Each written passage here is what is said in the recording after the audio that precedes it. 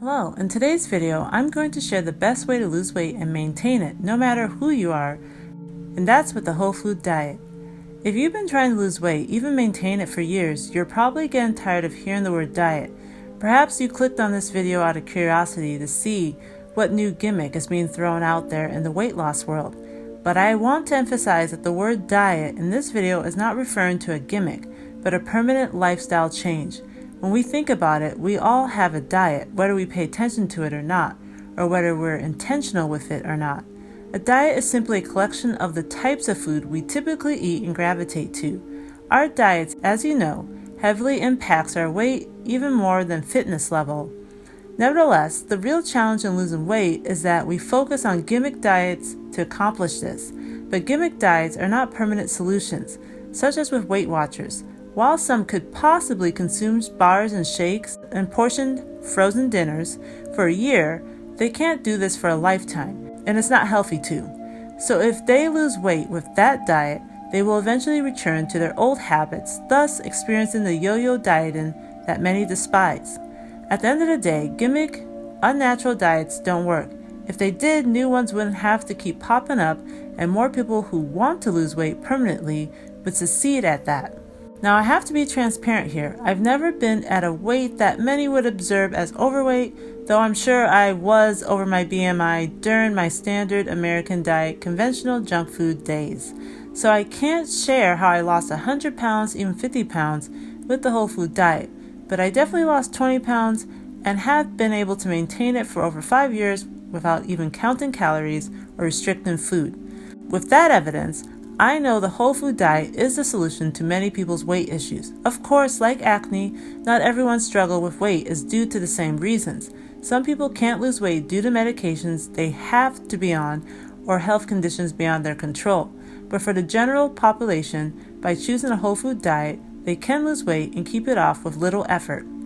The whole food diet is probably a self-explanatory diet, but I'll define it here. It's humanity's original diet, what we were designed to consume to be at our optimal weight, strength, and vitality. It consists of unaltered food that's directly found in nature. Anywhere in the world, there's an abundance of whole foods. This consists of vegetables, fruits, nuts, seeds, and whole grains like brown rice, steel-cut oats, and ancient grains. To a certain extent, minimally processed foods can make up this diet, such as meat and dairy. These are foods that don't contain additional additives like preservatives, flavors, and colors. When I think of healthy meats and dairy, local and family farmers come to mind. This diet is far from the conventional diet of many modern Western societies. It doesn't have room for processed foods like boxed cereals, candy, soda, hot dogs, and cookies. But the challenge in following this diet is most people in Western societies today aren't brought up with the whole food diet. So even if they know this is the diet to follow, it's very difficult to because the conventional, highly processed foods we consume are extremely addicting and convenient. But despite these major issues, establishing a whole food diet, at least letting it be the standard you follow, is the best way to lose weight and keep it off permanently. And here are some reasons for this. First, whole foods are naturally high in fiber, especially fruits and vegetables. That's because they have more bulk, cellulose, that isn't easily digestible in the body. This allows food to slowly digest in the body, keeping you satiated longer. It also regulates your digestive tract, allowing for easy bowel movements. Beyond weight loss, there are several other benefits to consuming fiber, such as for cardiovascular health, cancer prevention, and lower blood sugar levels. Second, whole foods eliminate the questionable ingredients that are designed to keep us addicted. The 3 common ingredients found in abundance in most conventional processed and fast foods are sugar, salt, and fat. And some of these sugars, salts, and fats are chemically altered to increase our hunger for more of the product. Just think about it. How many times have you had a large bag of chips, box of cookies, even a family-sized bag of M&Ms and finished the entire contents in a day, even a sit-in? If you said yes, you have to those questions, you are not alone. I certainly have, but I've never binged on apples or brown rice. Whole foods are packed with the right amount of nutrients, including sugar, salt, and fat, to control your hunger levels and give the body what it needs at that moment. With processed foods, and I'll even add some organic processed foods here, they just have too much of the problematic stuff to pull us away from the product after consuming one serving of it. And food manufacturers know this and design their food that way, which makes sense when profits are in mind.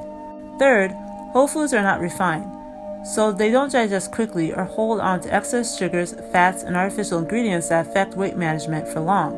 When food is refined, it's often stripped of its fiber and other ingredients that are not only nutrient dense but will keep you full longer. What happens is the food is quickly digested, with some of its contents converted into fat or sugar, even if the product doesn't contain sugar like white bread or crackers.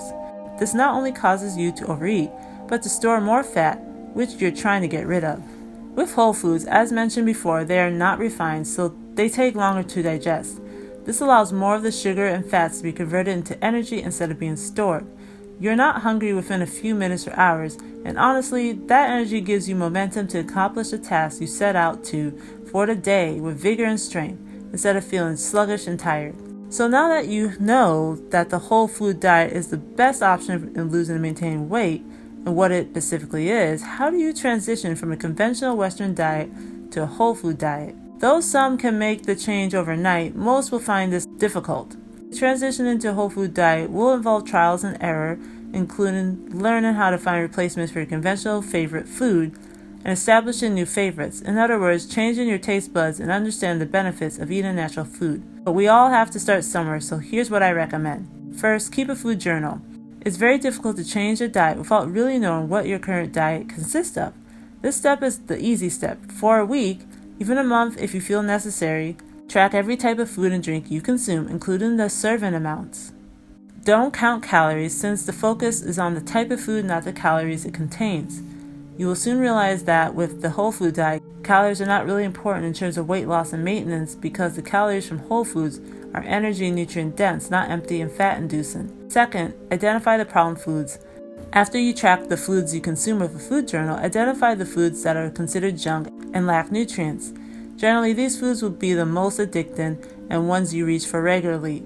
They will likely be foods that contain a ton of ingredients or have artificial ingredients. Third, find replacements for the most addictive foods. This can be a challenging step, especially if you haven't researched or looked for healthier versions of these foods before. But the good news is more and more natural and organic versions of popular conventional foods are being produced by a variety of ethical, natural food companies. When I first started, one of the most addictive foods was chocolate. Finding a replacement for conventional chocolate was a bit of a challenge because I couldn't consume ones with cane sugar or high glycemic sugar. Luckily, this was in 2015, right when special diets and natural foods were growing in popularity, so I soon found 3 chocolate companies that produce organic, simple ingredient chocolates using sweeteners that were lower in the glycemic scale than conventional sugar. One of them is Eat and Evolve, and they even produce a dark chocolate that contains no sugar at all. Other things, such as chips, were a little more difficult because I couldn't find any that didn't contain harmful oils.